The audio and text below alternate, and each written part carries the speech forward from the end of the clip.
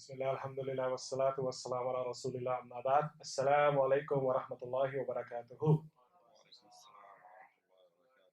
And hello as well. Welcome to this unique series that we're about to undergo.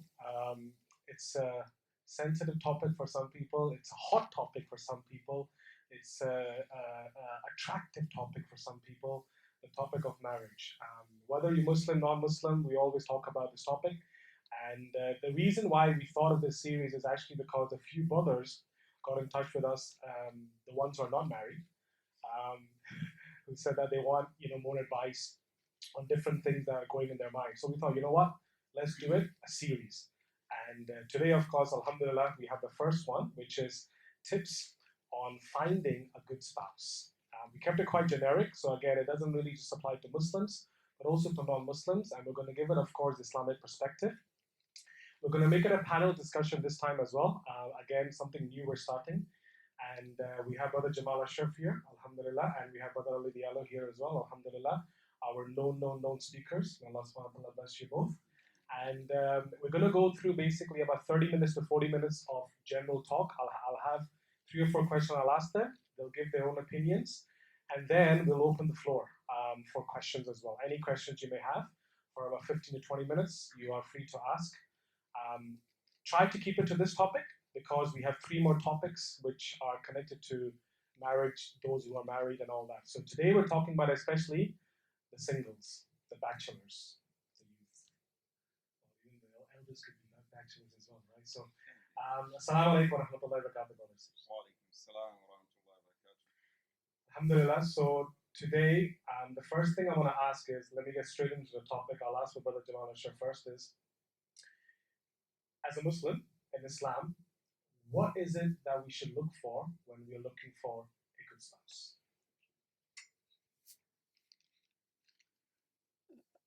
All praise is due to Allah. We seek His help and we seek His forgiveness. The best of speech is the speech of Allah, and the best of actions are the actions of Prophet sallallahu alaihi wasallam. The worst of speech is a speech and the whisper from Shaitan, and the worst of actions are actions of Shaitan. We take this opportunity to seize Allah's help and to send upon our Prophet sallallahu alaihi wasallam peace and salutation. Bismillah ar-Rahman ar-Rahim. Rabbi shrah li sadri wa yassir li amri wahlul 'uqdatan min lisani yafqahu qawli. As advertised by Brother Adeel, the subject of choosing the right spouse.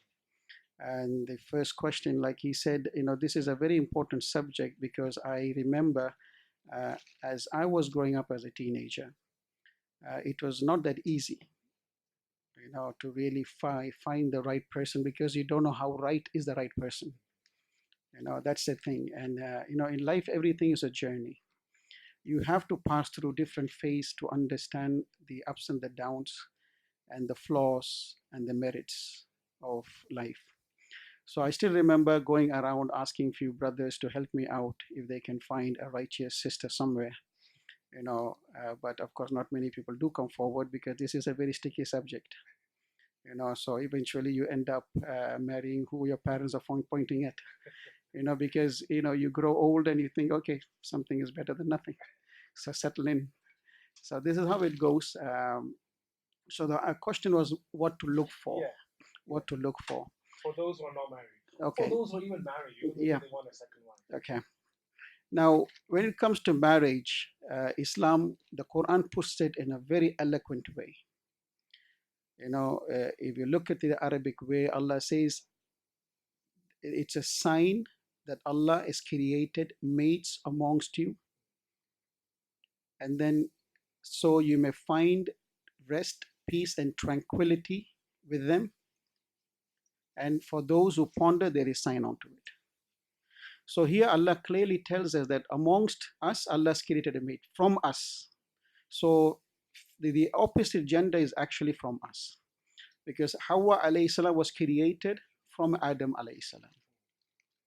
Right? So before we even get into the subject of looking for the right spouse, we need to understand the opposite gender, the spouse that we are going to get married to, male or female. Depends on who's looking for a spouse. You need to understand they are part of us by creation. right? And Allah says through this marriage, you will find rest and tranquility. There is love. And what Islam says is Islam is the only faith, as far as I know from my knowledge of comparative religious studies, is that it has put marriage in a very high status. It has considered getting married and being with your spouse it's considered to be a form of worship, right? And Islam highly discourages people living without marriage for a long time, or celibacy in other, in other words, that you remain unmarried because you think you can draw closer to God. Islam takes a very strong exception to that idea. It says you want to draw closer to God, get married. Inshallah, I will discuss this as we go. What comes after marriage? What are the challenges, and how really the statement of Rasulullah and the Quranic statement that this is a sign for those who reflect that we are created mates amongst you, and how they give you tranquility, love, and mercy and care, will come only after a few years of your marriage, right? Not now. So, what do you look for in a spouse? You see, we have a statement of Prophet Sallallahu Alaihi Wasallam who said a woman is sought after marriage for 4 reasons. One is her beauty. You just look at a person, you have this infatuation or this love, you want to get married to the person because she or he looks beautiful or handsome, or her social status. She's coming from a certain lineage, have certain wealth. It has always been the creation of Allah. When we see powerful women, men admire them. Women who are entrepreneurial, women who have authority. I don't know if you have, but this is naturally that Allah's put in every man, that when you look at some powerful women, you really get attracted to them. Just like women getting attracted to a powerful male. This is one reason. Second is a beauty, a lineage, and her social status. Third is her virtue, a religiousness, a piousness. And Rasulullah said, of the 4, the best is you go for a pious person. But of course, when you look at the commentary of the hadith, the scholars tell us it does not mean that you only go for that pious person, but other criteria is also important, right? You cannot marry someone who, when you visualize, when you see, you don't feel impressed. It has to be there. Beauty is part of the thing that we all feel inclined to. Social status, of course, a king cannot marry a pauper. Islam recognizes that too. Culturally, Islam recognizes that too. When you're in a certain status, Islam tells you to also look for someone of that caliber. You don't go down low to marry someone thinking that this is equal. This is not equality. This is suicidal, because this is marriage, right? In marriage, what is important is compatibility with the opposite gender, because they're going to live a life and have a family with that person, right? So everything is into consideration. Islam takes everything into consideration. However, priority is for someone who is pious, who is God conscious, who has a taqwa, and how she or he can help you in your growth of Islam. Inshallah, we will discuss as the marriage gets older, because early part of the marriage is always, it's the best part, right? So these are the 4 reasons the Prophet ﷺ told us to look for in a spouse, male or female. It applies to both. And then once you find the right person, we believe, you just get married, lock the wedlock. But before you do that, a lot of istikhara is also required. Like I said, life is a journey. You don't know who you're meeting. Maybe people appear very nice, but as you get to know them, maybe they're not your right match. But anyway, a lot of istikhara, a lot of consulting with brothers and sisters who have good thoughts for you, and then you tie the knot. However, when you try to do that, shaitan will play its role. Wallahi, trust me, when I was getting ready to get married, when I was trying to get married, the first thing shaitan came and said, are you sure you will keep the job? What if you get married and you lose your job? What you're going to do? How are you going to support your family? These kind of whisper from shaitan will always be there. even if you go for a second one, a third, and the fourth one, right? Ignore it. It's all from shaitan. You found the right person, inshallah, move on.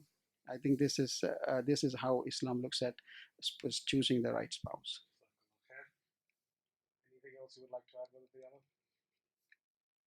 بسم الله الرحمن الرحيم الحمد لله رب العالمين ثم الصلاة والسلام على نبينا محمد صلى الله عليه وسلم وعلى آله وصحبه أجمعين وعلى كل من تبعهم بإحسان إلى يوم الدين وبعد أعوذ بالله من الشيطان الرجيم بسم الله الرحمن الرحيم يا أيها الذين آمنوا اتقوا الله حق تقاته ولا تموتن إلا وأنتم مسلمون.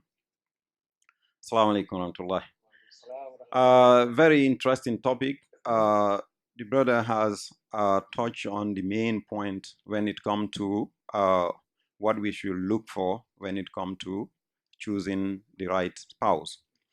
But we as Muslims, we should first recognize the blessing Allah subhanahu wa ta'ala has placed upon us to have a faith, religion that has taught us everything.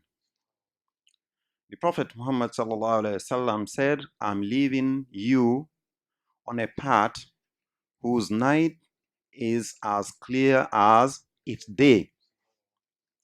Now, after this, you will hear people saying religion is not black and white.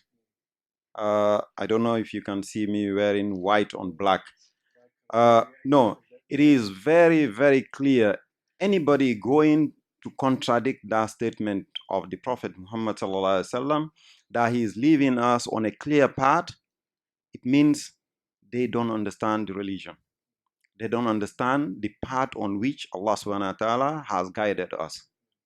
A man came to one of the very famous companions of the Prophet sallallahu alaihi wasallam in the name of Salman al-Farisi. He said, "Oh Salman, your religion teach you everything?" Salman looked at him without any hesitation, without any saying. He said, "Yes, our Prophet Muhammad sallallahu alaihi wasallam taught us everything. How we go to toilet, how we mate with our spouses, how we go to sleep, how we wake up, how we worship our Lord." Is this not a blessing? Which religion on the face of the earth will give you clear guidelines how to approach the most important institution in life? That is marriage. Islam gives you the steps, how to enter it, how to maintain it, and if it doesn't work, how to fix it, and if it doesn't work at all, a way out. So another companion of the Prophet ﷺ, he said, "By Allah, there is no bird flying on the sky, spreading its wings, that except the Prophet ﷺ has taught us about it." So marriage in Islam, the details are there in the Quran and in the Sunnah and in the practice of the Prophet Muhammad ﷺ and his companion. From that, we learn every tips and every step how to get into this relationship and how to maintain it with respect and dignity for both parties. So the brother Ashraf has quoted already the hadith mentioned by both Imam al-Bukhari and Imam Muslims. So there is no question about authenticity of what to look for. Number one is wealth. Number two is beauty. Number three is lineage, family lineage. Number four is religious commitment. These are the fundamental criteria the Prophet ﷺ laid out. It doesn't mean there are no other criteria to look for, because we are created different. Every one of us will find something appealing that is not appealing to another person. So when you're going into the institution of marriage, make sure it's ticking some boxes of what you prefer to have, because it's not something you will just enter and exit as you please. It's not a game, it's not a play. It's something very serious that is engaging the life of other people, is engaging their emotions, is engaging their status, is engaging their entire family. So if it doesn't work, it means you are playing with all this chain of people.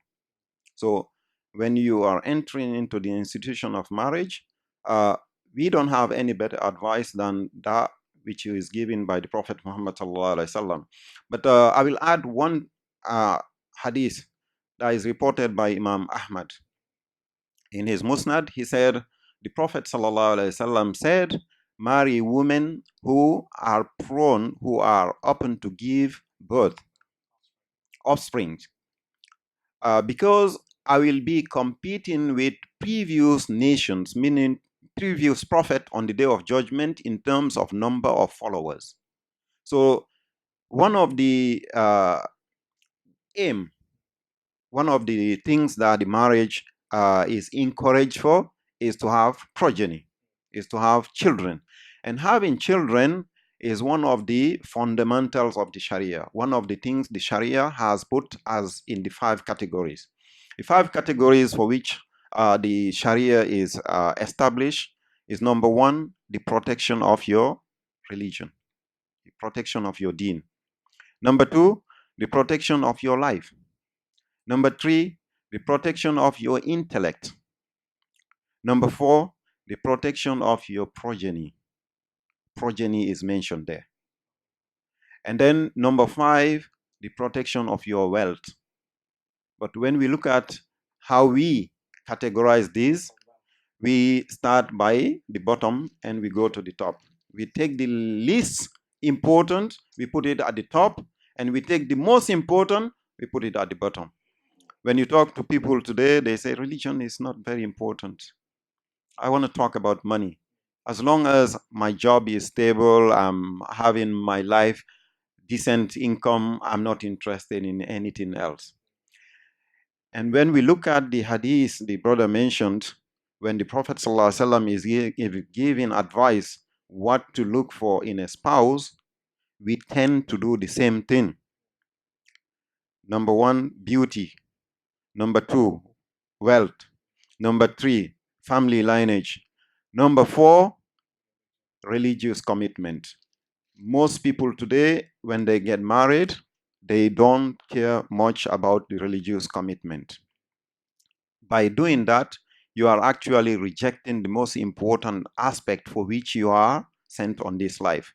Because we are here on a temporary basis, and the life of the hereafter is the eternal life. And that is the best. Whoever is helping you to achieve that success in the hereafter, you should aim for that. Beauty will fade with time. Wealth will come and go. Family lineage, today you are in a noble family, tomorrow you are the least important, because depends on the period. When Prophet Sulaiman والسلام, wrote that letter to the lady, the Queen of Shaba, when she received the letter, she consulted with her security council. They were encouraging her to resist and fight. But with the wisdom, she said, you know what usually happens? When people enter into wars, if the invading party win over them, those who are in a position of respect become humiliated. They lose their status. So you don't look for social status as the ultimate criteria. You don't look for wealth as the ultimate criteria. You don't look for beauty as ultimate criteria. Look for someone who will help you to get close to Allah subhanahu wa ta'ala. When you tell the person, let's worship Allah, they are happy. When you are getting late for Fajr, this person is ready to wake you up. Not someone who will fight you when you wake them up to pray Fajr. Not someone who will tell you, oh, you know what, you spend too much time in this dawah thing, I'm tired of it. You give least important to us. So this is something, of course, a lot of us, a lot of Muslims, not people in this panel or in this class, uh, facing these challenges, because I don't want someone to start thinking that we are pinpointing to, we targeting to some individuals or anything. But these are, we laughing, but the most important criteria, religious commitment, is the fundamentals. And this is my initial input, inshallah. I've got two follow-up questions on that. You can choose what you want to answer. What if you have someone, especially a young brother or sister, who say, you know what, I want to marry someone who might not be religiously connected, might not be praying 5 times salah, might not read the Quran on a regular basis, but the person is good. Now, again, good, what you think is good, what I think is good, may be different. But for that person is good. Maybe he's good with her, maybe he's good with him. So, what advice would you give to that person? Please go ahead. Bismillahirrahmanirrahim. Yes, this is a very common theme that I see with a lot of young people. You know, some people, when you ask them, "How are you doing, brother?" They tell you, things could have been better, alhamdulillah. So this is exactly how people justify the Islamic norms by saying, I like this person because the person is good, but not necessarily religious. Like I said, marriage is where, this is an analogy my dad used to always give me. I'll give it to you. The analogy he used to say, marriage is like a track, the railway track. They are separate. Because they separate, train moves smoothly. Meaning to say you're two different entities. Male and female are two separate entities with their own likings and dislikes. Male and female, husband and wife in this case. However, the family has to move. So that means you're looking for someone to commit yourself for a long time. So you have to be very careful when you choose your spouse. You can't go across half the ocean and say, oh, I think I chose the wrong person, male or female. Now, to say this person is great, this person is good, not necessarily religious, maybe she'll become religious later, is a risk that you take. It's not going to affect you, it's going to affect your children too. Especially if you are a person who is already conscious of your religion. You're conscious of your duties towards your Creator. You're conscious of your duties towards the community that you are raised. And if you don't have that support at home, you won't be able to proceed, you won't be able to succeed in that. If you look at the life of Rasulullah, when he got the first revelation, he comes home confused. Who comforts him? His wife Khadija radiallahu anha comforts him. Why she comforted? Because she already had the goodness in her already. So it was already that she was a woman of great virtue. So when she saw the husband in such a desperate position, she stepped in, made him feel good. And this kind of spouse, you have to have a sister who knows the history of these great people. Like I said, the early stage of marriage is always the best, because both people, husband and wife, are trying to put the best face they can, right? But later on, as things progress, things may not be as it looked or it seemed for them. So just saying the person is good is not enough, because good has various definitions. That's what if Rasul said something, trust me, brothers, there is a deep meaning to it. It's our lack of experience, we may say otherwise. Stubbornness. So when the moment a brother or sister says, I like this person, the person is, is good, that means the criteria is already changed now. It's no longer taqwa. It's no longer God consciousness. Though they're employing the hadith to justify, but that's not the fact, right? You need to raise children. Most of the time, if you look at all the great scholars of Islam, Imam Shafi'i, Imam Ahmad ibn Hanbal, Imam Bukhari, Salahuddin Ayyubi, they were all raised by single mothers, not single fathers. And all these women made supplication to Allah to give Allah to bestow upon them righteous children.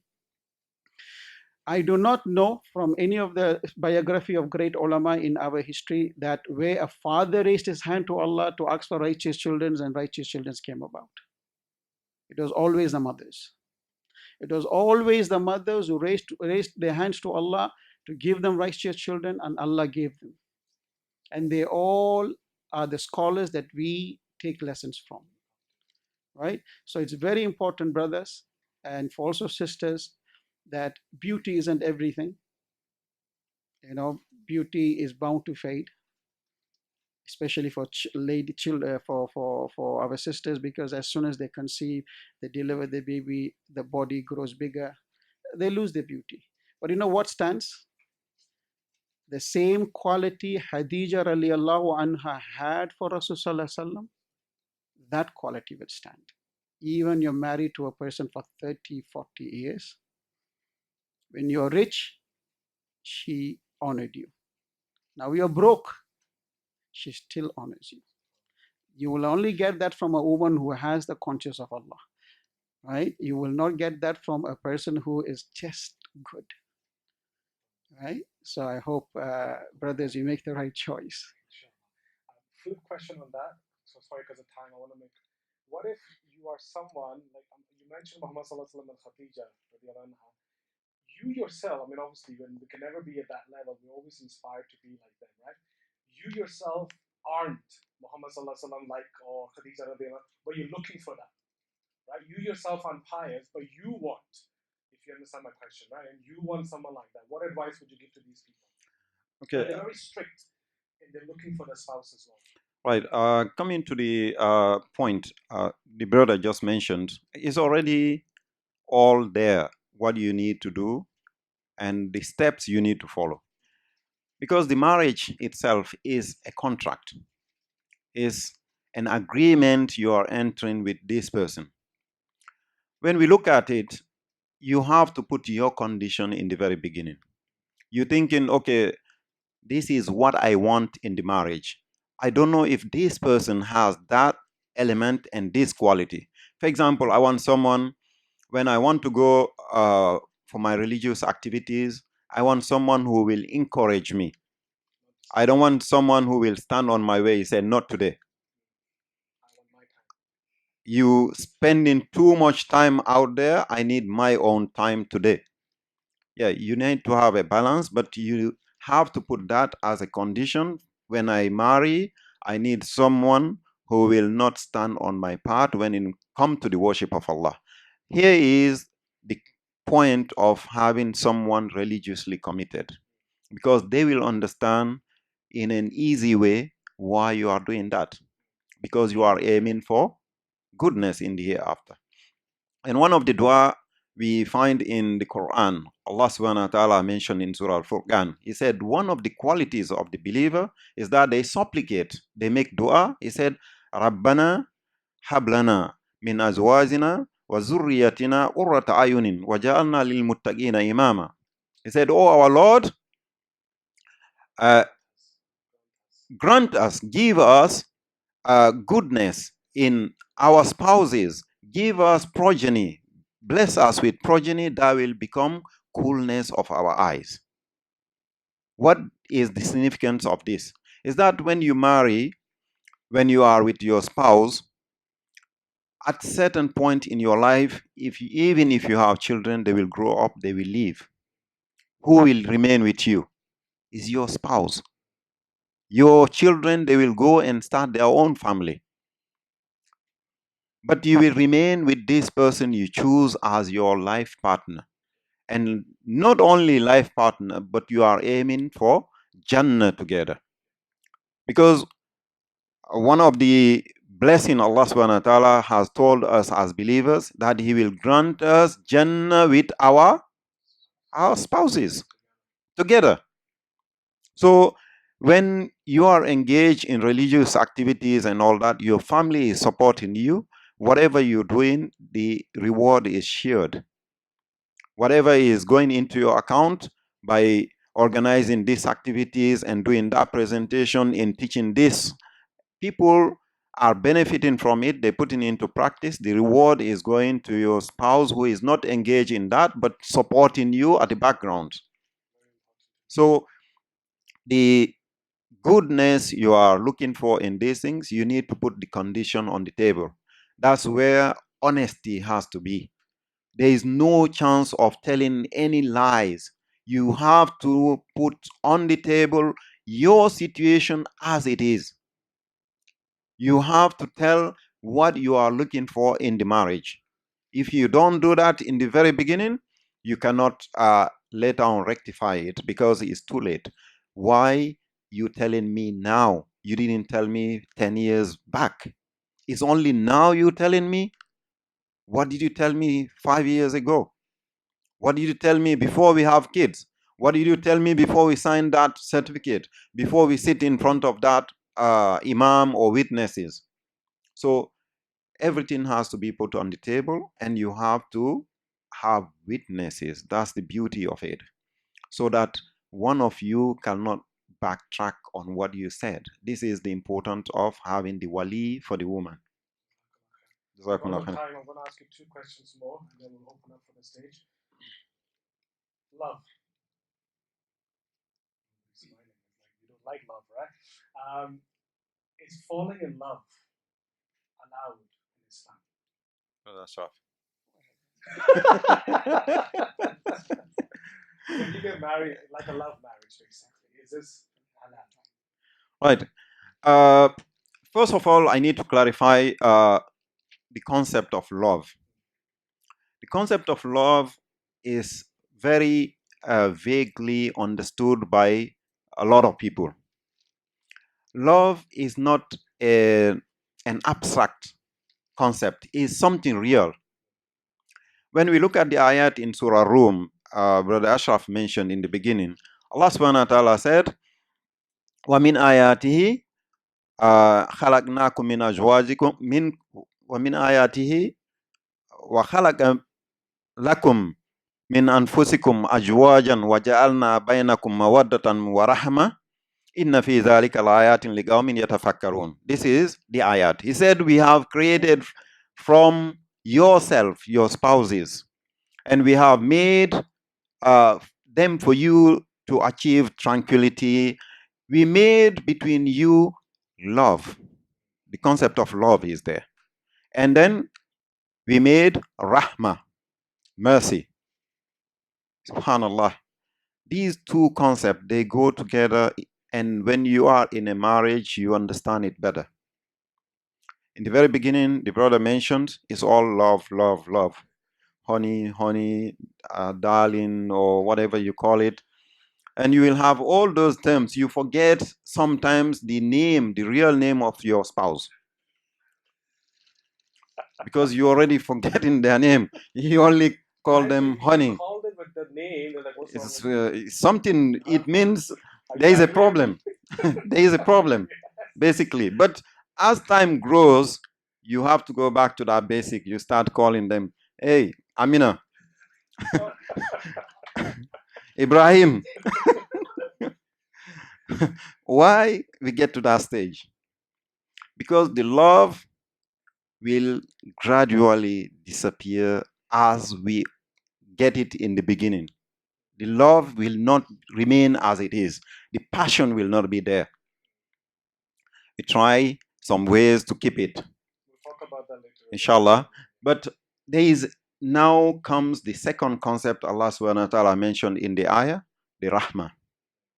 The mercy that is between you and your spouse. This is the time you have to remember this person has sacrificed their youth to be with you.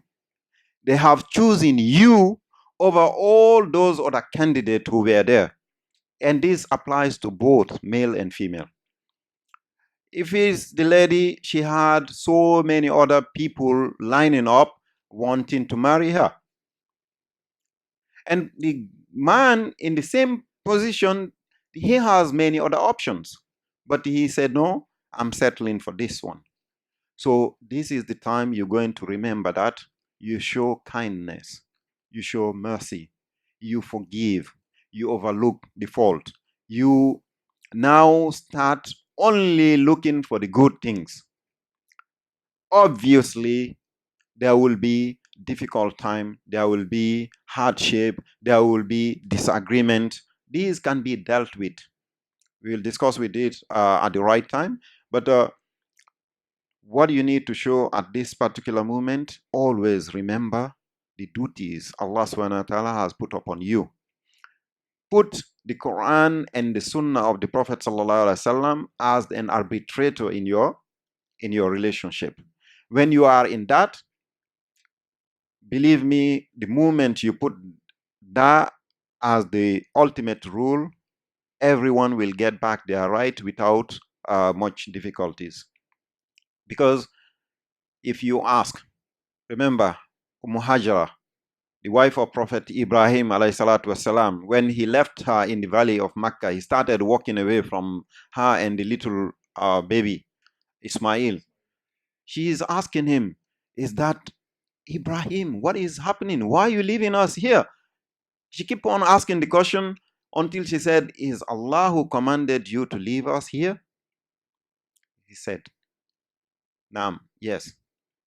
So in this case, if this lady didn't have the concept of Allah subhanahu wa ta'ala, would you imagine and this man leaving her and her little baby in this valley where there is no water, there is no people?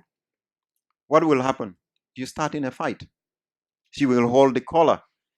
You can't leave us here. But the moment he mentioned Allah subhanahu wa ta'ala, her heart was at ease. She felt the tranquility. She said, then he will never abandon us.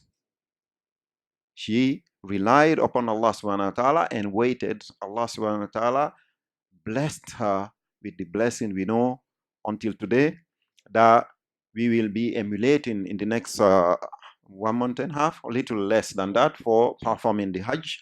The Hajj is all about going back to the footstep of Prophet Ibrahim alayhi salatu wasalam and this lady. When you go there, is a very humbling experience between Safa and Marwa. You will see where this lady was running back and forth, and wallahi, is a very touching and moving experience. Put Allah subhanahu wa ta'ala and his messenger as your arbitrator, as your guide. Everything will be easy, inshallah. Just to go back to the question again, is falling in love allowed? Falling That in was the love, question. Yes. short, falling in love is allowed. Going and act upon it is a problem. We are not forbidden to have feelings and emotions. We are forbidden to act upon them in an unlawful manner. This is, you can have love, you can have feelings toward people, but the moment that is the expression, if you feel this is the right person, or you can start investigating if this is the right person for you to marry, but you cannot go around and expressing it the way we know it today, just do it. No, you can do it the way it is prescribed in Islam. I think the brother will give some details on that. But yes, we can have the feelings, but we cannot act upon the feelings. Last question. If, as a brother or as a sister, you're looking for someone and you are good, you're religiously connected, and you're really trying hard to find someone who is compatible with you, religiously speaking as well, and you just can't find that person for years upon years, and you speak to so many people, is it okay for a Muslim brother or sister to stay single? Maybe forever, Allahu Alam, or for until they reach like 30s or late 30s, for example. Because it's becoming a trend as well. I'm sure you notice as well, not just in the Muslim society, in the normal, which is coming to the Muslim society as well, where we're leaving marriage late, work, everything else is coming in, and we're leaving it late. And one of the reasons why they also say we can't find anyone. What would you say to that? Okay, the situation in today's scenario I see with a lot of young people is that we are not approaching life as it should be approached. we are being too idealistic. You see, as far as humans are concerned, there's no such thing as an idealistic way to solve or seek it. What we have done to ourselves is that in today's world, what has happened is our minds are so corrupted with artificial beauty, artificial intelligence, that we expect so much from the opposite side that we can't find it because it's not there. Do you follow? You're not connected to reality. The problem is you need to understand, as much as we have flaws, we have shortcomings as human beings, our spouse are also in the same boat. So as a husband or a wife, you see that your spouse is suffering from certain difficulty, shortcoming, you have to aid them to come out. Do you follow? But what happened now, because you're so connected to the social medias, where we only see a beautiful women, and we try to see, okay, I want my wife to look like her. But if you look at that person, him or her, outside social media, maybe you won't even give a second look. So what we have done is that we have taken what once upon a time was an advertising way of approaching the masses of the people as norm of life. This is where the problem is. That's why there's a beautiful saying when I'll tell you one story. This is a real story, because sometimes I do a lot of spouse finding for brothers and sisters. If they come up to me, I'll try to use my contact. One brother, he said, I'm looking for a sister who is beautiful, religiously committed, someone who can teach me religion, and so on and so forth. And he kept on having his demands. So I said, inshallah, we should be able to find it, inshallah. And then I called. Said, inshallah, we will find it. Look, when people come to me, I don't want to put them down, right? So give hope to this brother, right? Just give him some hope and then give him reality later. So I call my sheikh. I say, Sheikh, you are in such a place where there are a lot of sisters coming to study religious studies and blah, blah, blah. He said, yes, brother, no problem. We can find there are so many sisters here from Yemen, from Saudi, from Iraq. He could give less. I said, and then, mashallah, they're nice sisters. They know the religion. I said, mashallah, very good. So when I started to spell out the criteria, he said, na'am, no problem. We can find one, but tell the brother in Jannah. First, I didn't get what he said. I said, what do you mean Jannah? He said, you'll never find one like that. Where do you find someone highly educated, secularly, religiously, very elegant and beautiful, coming from a certain region, who can teach you religion, who can teach you Arabic? Where does it work? So I even saw that unrealistic approach even amongst people who are married and divorced or looking for a second or third spouse. It's impossible that you can't find a person. Impossible, because Allah says for every a pure male, there's a pure woman. It's fixed. There has to be someone there for you. In the masses of the world that Allah's created, there are uncountable numbers of human beings. You can't find one, just one person to live with. You know why we can't find? Because you first and foremost, your requirements is outside your priorities. Secondly, you're not being realistic. Get back to life. And there's also a beautiful story I got circulated, that a guy goes and tells his mother, Mom, if you're looking for a spouse for me, these are the things I want. So the mother tells him, son, start acting like your demands are, then you'll find the girl. So if you want to ask someone who's religiously committed, first ask yourself, how committed are you? If you're looking for someone who's a Hafidh al-Quran, who's memorized the Quran, have you memorized the Quran? If you're asking for a sister who can stand up in tahajjud and pray, ask Allah with this beautiful recitation, ask a question, are you doing the same? You're not. So until and unless we come in touch with reality, you can keep searching. You'll never find, even when you're 60. Or you can end up like Ibn Taymiyyah, rahimullah, when he was asked, because he was unmarried. Somebody did ask him. He said, Sheikh, how come you're not married? He said, I never thought of it. Wallah, he didn't think of it because he was so much ingrained to the social activities he was in, fighting the kuffar, fighting, debating with Christians. He was also participating in jihad. He's even fighting the tyrant kings, rulers. He was so busy. So he said, I never thought of it. So if you are someone like him, that Allah can take that need for a spouse, Alhamdulillah, you're good to go. But living in a place like Hong Kong, I don't think that that's possible. Even for a married man, it's impossible. So you cannot say single in Islam unless you are an exception, that Allah has chosen you for something. And to say that I can't find, I've been finding for so many years, means you're searching for it in a wrong place. So you have to really get your focus fixed, come to reality, get married, and if there are problems in marriages, fix it. That's life. That's life. You cannot look for an idealistic person, because it doesn't. If you have a perfect human being as your wife, don't you think she has the same expectation from you, and vice versa? So why you put yourself into big problems? Marry someone who's more or less the same like you, so there's no much demand. As simple as that. So it's just a lame excuse people give. Maybe they're scared of commitments. They're scared of really living with someone. I don't buy that. You can maximum. Marriage itself isn't it like half of Yes, is half of your religion. the sunnah. Yes. Right? Whosoever forsakes this, he's Rasulullah said, marriage is part of my sunnah. Whosoever forsakes it is not of me. And wallahi, when you get married, you'll only understand all these things. There are a lot of things even I didn't understand. A lot of the hadith, when I was young, I was looking at certain hadiths. I said, can this be authentic? As I'm a sheikh of hadith. I'm nobody. I'm 17 years old. I'm looking at this hadith. This doesn't. It looks like it's kind of out of line, But when you got married and you're journeying with your wife for 20 years, you appreciate that hadith was. It's so authentic because it connects you to reality. Inshallah, I've discussed this in marriage problems.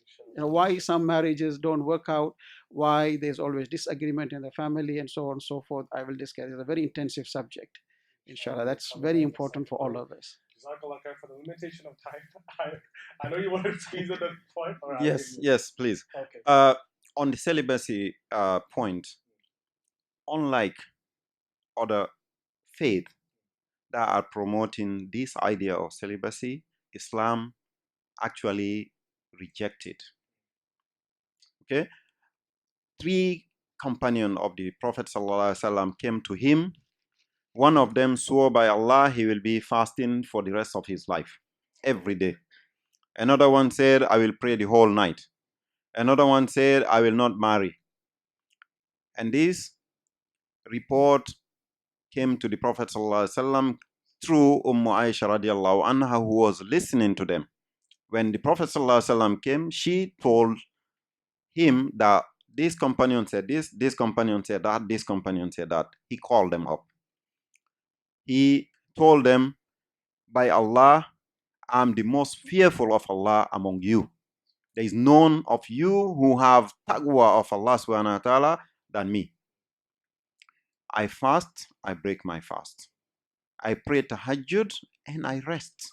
I give my body its right and I give my family their right. And I am married. Marriage is part of the sunnah of the Prophet sallallahu alaihi wasallam. Whoever forsake this, he mentioned it again, is not one of me. So you cannot say you are too religiously committed than the Prophet sallallahu alaihi wasallam. You cannot say you are too busy to pray tahajjud than the Prophet sallallahu alaihi wasallam. You cannot say you want to be fasting more than the Prophet sallallahu alaihi wasallam. If you want to achieve the goodness the Prophet sallallahu alaihi wasallam achieved, you have to follow his footsteps, and that is to marry. Jazakallah khair. I want to open it up for the stage. We have brothers and brothers and brothers. Alhamdulillah. Anyone who's watching online, you can send us a question as well.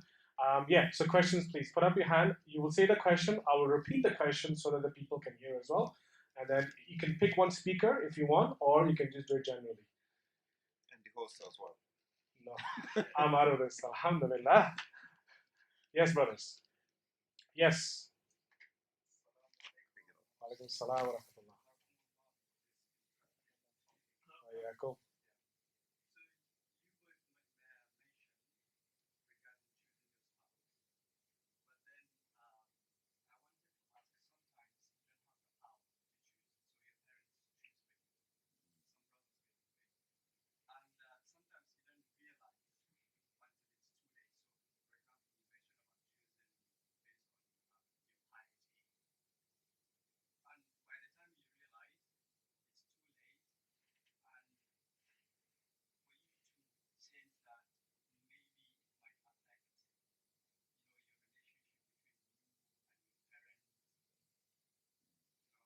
Okay. That's a good question. I actually had that in my list as well. So alhamdulillah, ding, you got, one of my top questions. So the question which I was going to approach with you as well was, what if you don't agree with your parents' choice? I think that's what pretty much sums it up, right? Your parents choose someone for you, but it's not for you. How would you approach that? Bismillah ar-Rahman ar-Rahim. First of all, we need to clarify this concept and make it very simple and straightforward. Marriage in Islam requires at least three things. Number one, and the most important of all criteria is, yes, of course, when we're talking about marriage in Islam, is, yeah, marriage in Islam is only from a male and a female. That's out of the way. Now, the most important criteria for the relationship, for the marriage to take place, is the consent of the spouses.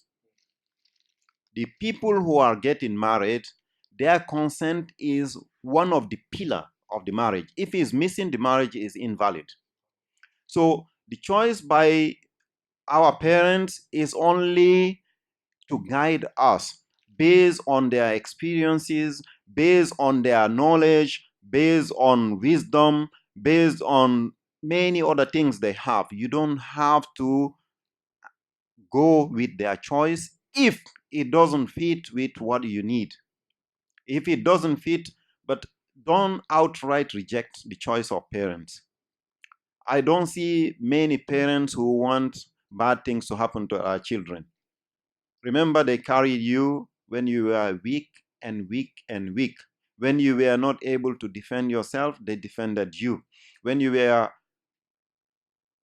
cold, they covered you. When you are hungry, they leave food to feed you. So mostly these parents, they care about you and your future. Prophet Ibrahim والسلام, told one of his children, he said, I loved you before I married your mother. I loved you before I married your mother. How? This man didn't exist. Say, I choose the best mother for you. So parents choosing for you is not something bad, but it has to meet your consent. You have to accept it. If it's not befitting your criteria, you marry. Like, this is what we call in some cases forced marriage, because you have no choice over it. They decide, they say, okay, we have decided you're going to marry the daughter of my business partner who is so and so. They are righteous, I know the family, and you don't have anything to say. No, it doesn't work like that in Islam. The consent of the people getting together is the most important, because at the end of the day, it's not the parents who are living with this spouse, it's you. So is the most important person in your life. Everyone else will leave. Your kids will leave. Your grandkids will be out there. You will remain with this person. First, you will marry, you remain together with no children. Later on, kids will come and go, and they will leave you together. Inshallah, for those marriages who last for life and beyond life also. So, yes, consent of parents, guidance of parents, but not something imposed by parents. So forced marriages. Out of questions, anybody who is forced into a relationship, yeah, anybody who is forced into a relationship, whether it's a male or a female, the marriage is not valid. As simple as that. Even if it's done by the father of the girl or the father of the boy.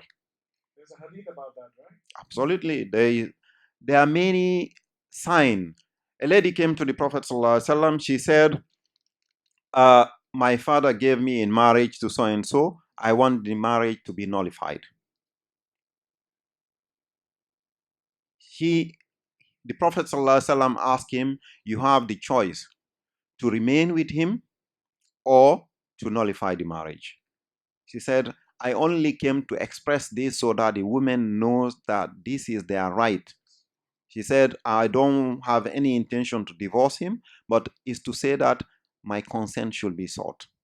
So consent is one of the pillars of the marriage in Islam. Without it, the marriage is not valid. Jazakallah khair. Anybody else? Yes, brother. Okay,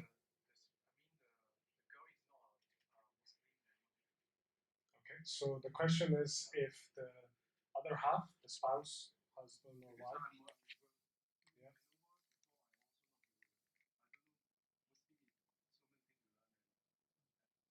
Okay, so if the partner isn't a Muslim, what's the situation then? If you understand the essence of marriage, we can easily answer this question. Essence of marriage is to live in harmony. Harmony not only from material sense but also from the religious sense. Right? If you know, you can't have a vehicle which has a wheel that is rounded shape, triangle, rectangle, and square. Then the car is not going to move. So marriage is something that religiously and non-religiously you must be compatible, and religion plays a major role, at least as far as Islam is concerned. Yep.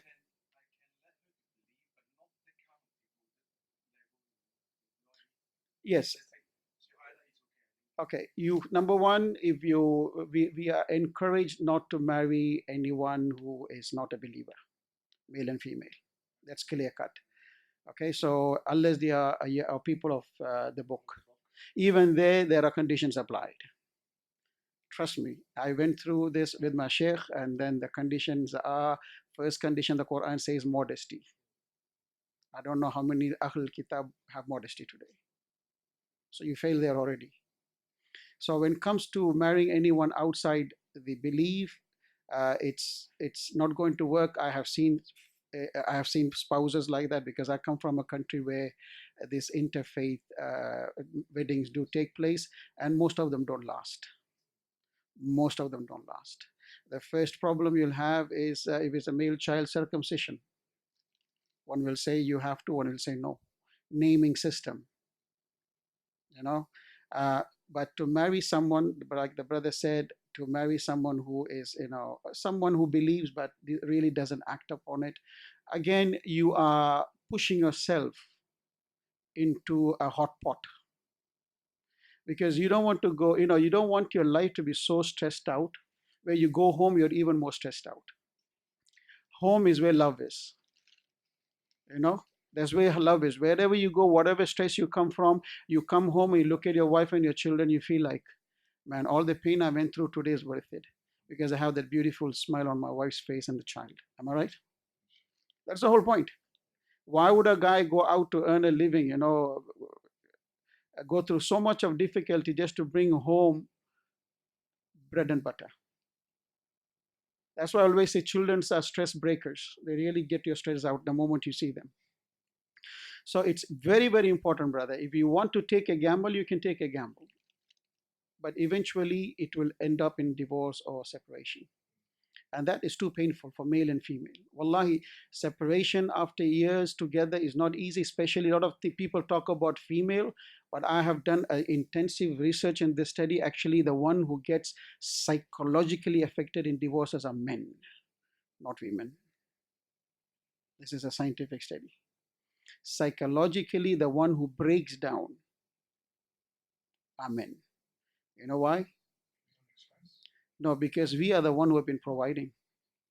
So for you to start a family is an investment. You follow? Because the liability of looking after a family in the Sharia is not upon female. Your wife can make 10 times more money than you can make in a month, but she don't have to give $1 to the household. You can't say, no, you have to. Yeah, please. You can beg her, We are Ghareeb please, as well. share something, We but need the support, but she's not under any obligation whatsoever. So for a male in Islam, this is your family is your investment. And to see after 10 years it rumbles and breaks, most of the men cannot come out of that. I'm not saying this is something, when I studied it, I was amazed. I said the people who are most affected in divorce are not women, are men. Right? So because now to start back another family with another person is not that easy. It's not that easy because the fear, the phobia is there. Do you follow? But however, Islam also gives women the security.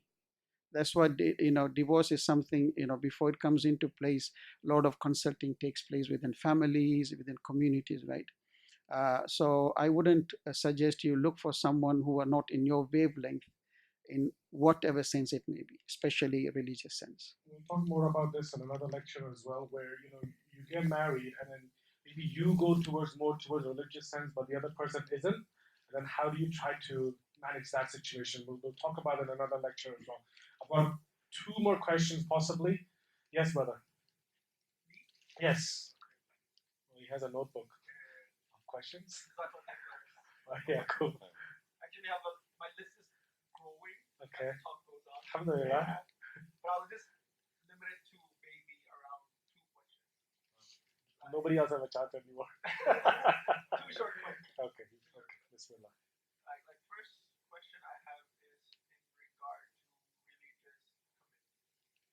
Like one of the questions similarly raised is that for religious commitment, some people will have expectation that is not met in the environment he's in. Should he, by any standard, reduce it? This is one question. Did you understand the question? Yes. Okay, that's right. And this actually connects to another list of questions. But yeah, related to it is more of, say, for example, when we come across new rivers, especially in a community like here, where many people are accepting Islam, when we are considering new rivers, what benchmark of religious commitment should we put on them? Because they're new in their journey anyway. Yeah. And then my second question. Hey, that's really 2 questions, bro. Oh, sorry. I consider that about smart. Okay. So my second question is more of in a digital age like this time and our like seeking matrimony online has been more and more common. What should both male and female, brothers and sisters, be extra cautious when it comes to considering someone online? So you do realize these are 3 unrelated questions. Okay. Alright, so you got 3 questions. You got 5 minutes. I'll answer 2 in 1 minute. Okay, And then I will pass the most difficult question to Brother Ashraf, inshallah. Number 1, the brother is asking if you don't find a religiously committed partner in the environment where you're living, should you lower your criteria? Or what you mean, how you have some expectation and you can't meet them, should you lower them? Or if you are considering a revert, for example, new into the deen, what approach should you do? Okay, to sum up, these 2, there is no distinction between a revert or someone born into the deen of Islam. What is required of both of them is to strive toward fulfilling the fundamentals, obligation Allah subhanahu wa ta'ala put upon them. The rest can be built upon that. The Prophet ﷺ told us the most basic and fundamental of all is the prayer. If somebody is praying our prayer, they are performing our Hajj, they are doing our sacrifice, we consider them as Muslims. Even if they have some fault, we will overlook them and try to build upon that, because we see the commitment. If the person is striving toward achieving goodness as prescribed by Allah subhanahu wa ta'ala, you can, this is an humble advice, we can still consider pushing toward helping them to strengthen their iman. Because by leaving that person, you're leaving them open to a potential distraction. Someone who is not even religiously, who is not religious, who is not even a Muslim, to take them away from the deen of Islam. I witnessed one case here. A sister became a Muslim. She was looking for a spouse for some times within the Muslim community. She could not find someone. She ended up marrying someone outside the fold of Islam, and they basically disappeared from radar. And this person accepted Islam right here when we are giving dawah, giving even a certificate of shahada, conversion certificate. But she could not find someone else, and the iman is not strong. Of course, shaitan playing its role, she diverted. So yes, whether the person is from the Muslim family background or a revert, the criteria is the same.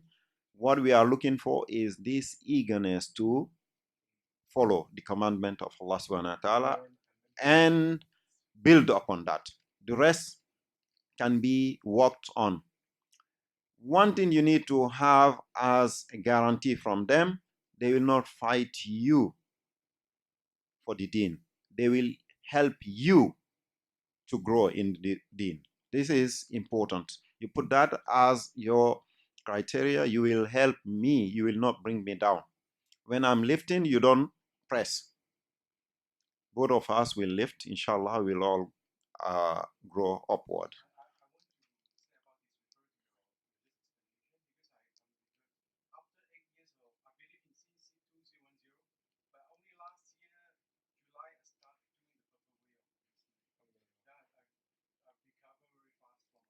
Alhamdulillah.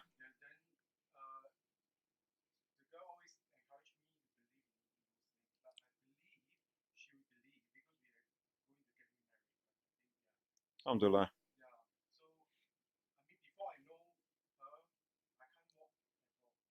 Subhanallah.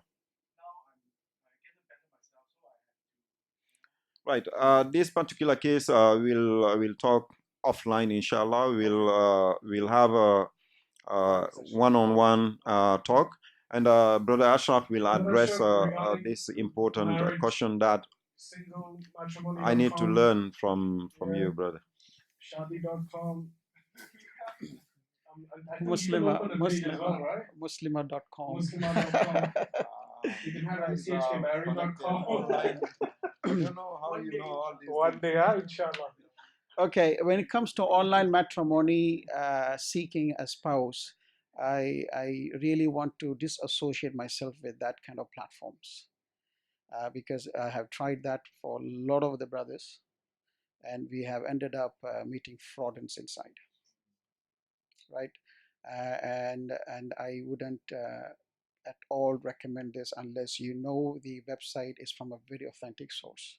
There are one or two. There are scholars running. Sorry to interrupt you. There are some scholars who are running. Yes, that's what I'm going to say. You know, there are authentic websites where there is a spouse fixing and all that, and they're very, very genuine. We can try those.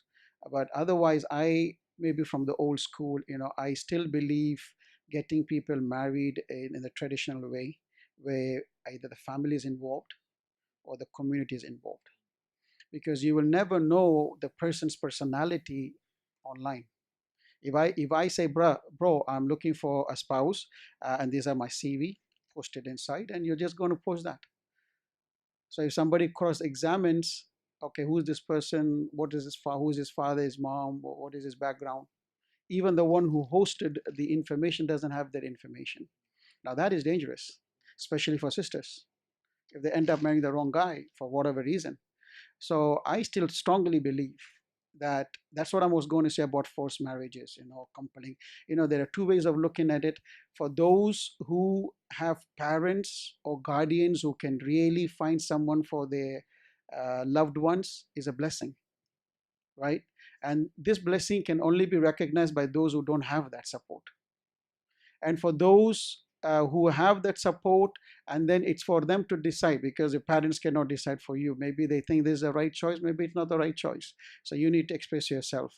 So online hunting for spouses, more than 90% of those will always end up in problems, because I have seen there was one place when one brother wanted to get married, so he fixed someone from Morocco. So they were chatting for some time, and then the person seemed to said, send me some money, and then you come down here, we get married. But after marriage, we don't enter into any relationship for at least few days, because that is part of the culture here. So the brother started to doubt, after marriage, why you're stopping me from getting intimate with you? So from there we suspected, no, this is scam. And these are not one case, there are many, many, many, many cases. So that's why I strongly discourage it. Those brothers and sisters who are interested or looking for spouses, talk to someone who you think care about you, someone who has good wishes for you. Talk to them. It may take a little while. It's better it takes a little while and ultimately find the right person than to meet the wrong person and then suffer for the rest of your life. Right? Yeah. I mean, this squeezes in one more question, like dating. I mean, just because the youth, right, is dating allowed? I mean, like you said, people can, we need to get to know each other before we get married, right? So parents introduce someone to you. How much should you get to know each other before you said yes? Okay, the Islamic criteria as far as selecting your spouse and really fixing it in your mind is very rigid.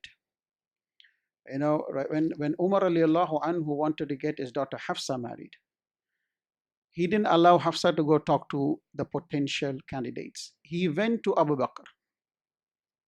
He said, I have a daughter. He knows both of them, the quality. So he thought they would be compatible. And then he went to also Uthman.